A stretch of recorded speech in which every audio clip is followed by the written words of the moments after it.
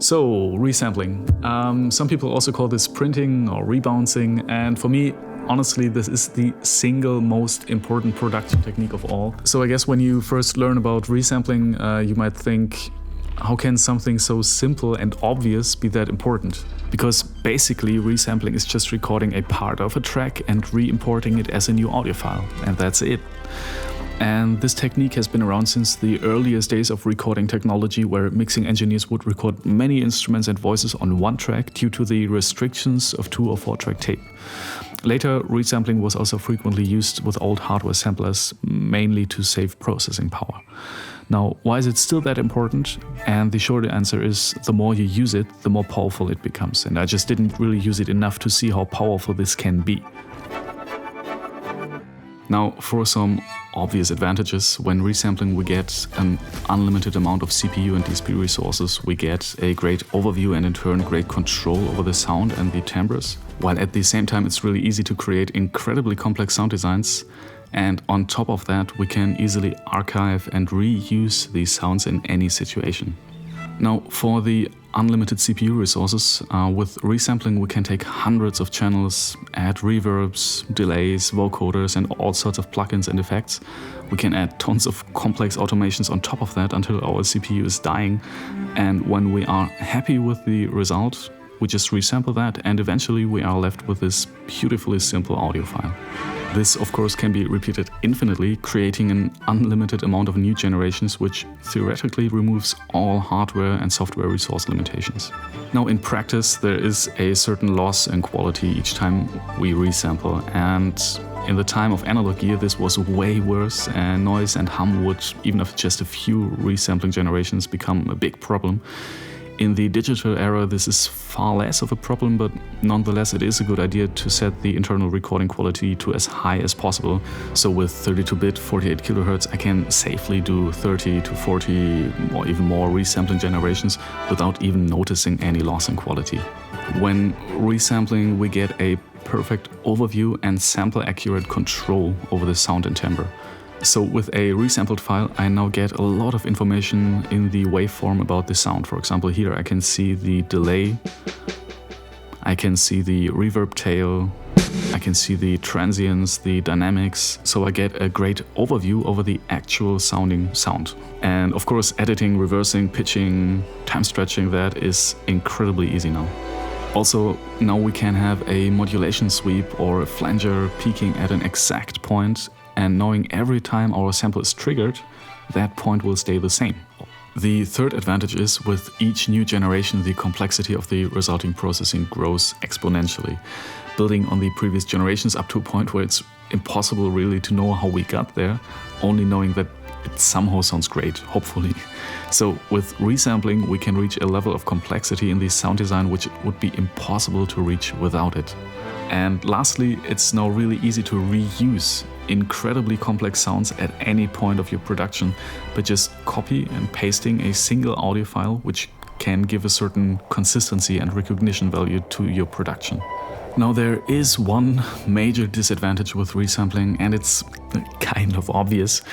Resampling is mainly destructive editing, in that once you have recorded or resampled something, you can't really go back and change things like notes and effect parameters or automations. That's not how it works. Of course, you can keep the original tracks laying around somewhere and just mute them and enable them. There's this very convenient feature that you can just drag and drop tracks in and out of projects, which I use a lot, by the way.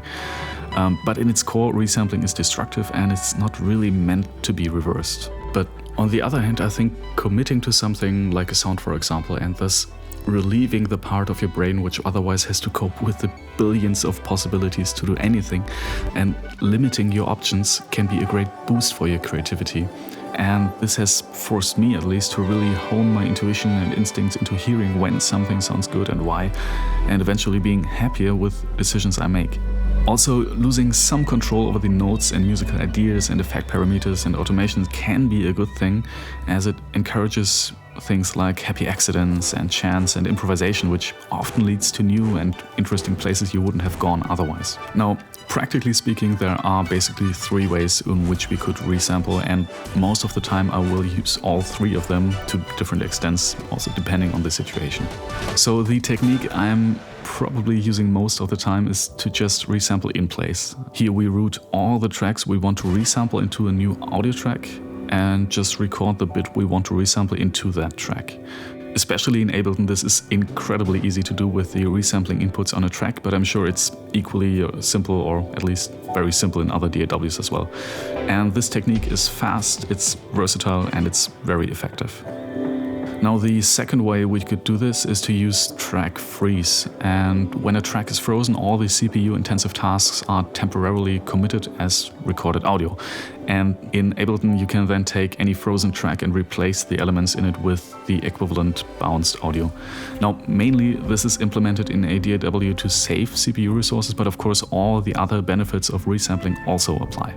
Now, for me, this is actually the least used way of resampling, because although it can be the fastest way to resample a whole audio channel, often you either want to resample just a small section of an audio channel, or you might want to resample several audio channels into one audio file, and most of the time you might want to do both.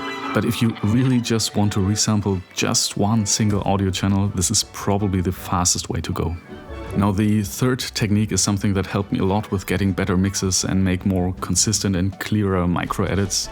And as I said before, this is more of a bigger picture, macro level perspective, and I'm using this a lot. So right when we have our piece of music ready and we're happy with how it sounds, we export just the submixes or subgroups which would make up the final mix. And generally these are called stems. For example, here I put all the string sounds in one group, all the drum sounds in another group, all the Foley sounds and field recordings in yet another, and so on. Then we render these groups out into stems.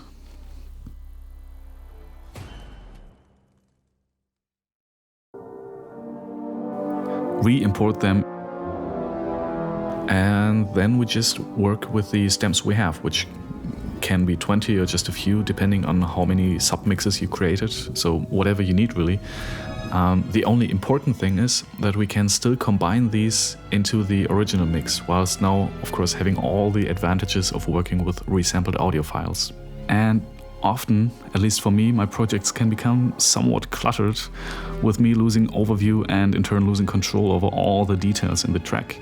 What this now forces me to do is to listen back to each and every detail, which helps a lot in finding and solving things like masking issues, where one sound is completely covered up by another sound but is still muddying up the mix, or with adjusting the stereo width of a pad in comparison to the lead synth, or removing some sub-bass from the entire bass group.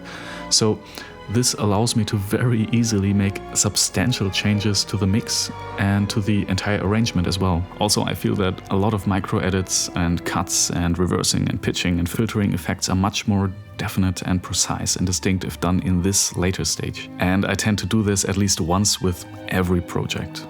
With the Orchesterverfremdung, for example, which is a piece of mine where I tested 3 different methods for combining EDM and orchestral sounds, I did maybe close to 30 resampling generations of stems. Also, many clients and mastering studios will require you to deliver your music in stems anyway, so you probably will have to export your tracks in stems at least once. So if you have to do it anyway, you can just as well re-import them and start playing around with these stems and see where it takes you.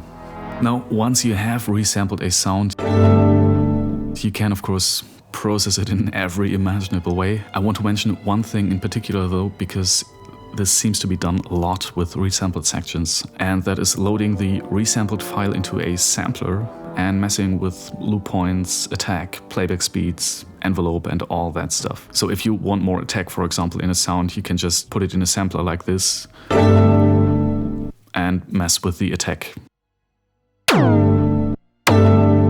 We could also take this bass sound, for example, and play with the loop points.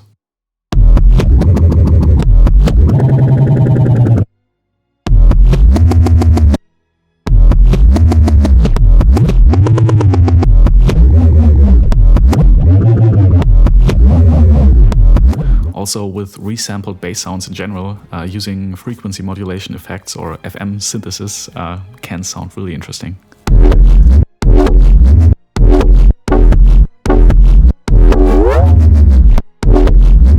Also, if you want to capture movement like an LFO modulating a filter on a bass, when you resample and put it into a sampler, the speed of the LFO will increase and decrease with a pitch like this.